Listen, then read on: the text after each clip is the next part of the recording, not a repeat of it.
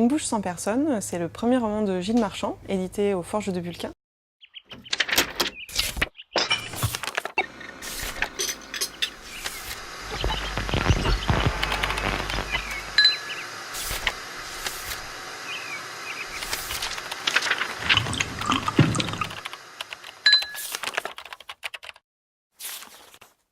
C'est l'histoire d'un homme qui a des journées très cadrées, très sécurisantes, parfois un peu ennuyeuses, mais sécurisantes, c'est le principal. Tous les jours, il compte, il recompte, il décompte. Normal, il est comptable.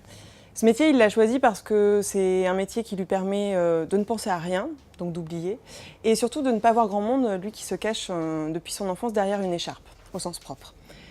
Tous les soirs, une fois qu'il a terminé le travail, il prend le métro, il rentre chez lui, prend une douche et il ressort pour aller dans un bar qu'il aime beaucoup, pour boire un café.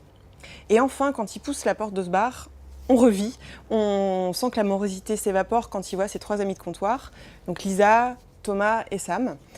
Et je dis amis de comptoir parce que c'est pas vraiment des amis, en fait c'est des gens qu'il voit tous les jours mais dont il sait pas grand chose, juste il boit un café avec eux tous les jours. Ils ne savent justement pas pourquoi est-ce qu'il se cache derrière cette écharpe, et un soir, par maladresse, il va renverser tout son café sur cette écharpe. Un peu affolé, il file aux toilettes, et il se rend compte qu'elle est irrécupérable, qu'il va donc devoir rentrer chez lui. Et les autres ne vont pas comprendre pourquoi, encore une fois, il ne se livre pas, et ils vont un petit peu se sentir vexés de ce manque d'échange. Ça le touche beaucoup, parce que c'est vraiment les seules personnes qui comptent dans sa vie, et il va revenir dans ce bar et commencer à raconter son histoire. Tous les jours, il racontera un petit bout de sa vie, qui commencera avec son grand-père.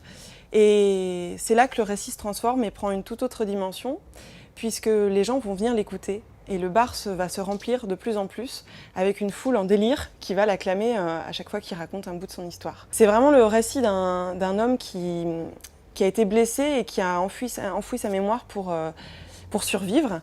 Et à partir du moment où il révèle la réalité de cette blessure, tout se transforme. C'est vraiment une métamorphose qui se réalise sous nos yeux avec une écriture éclatante.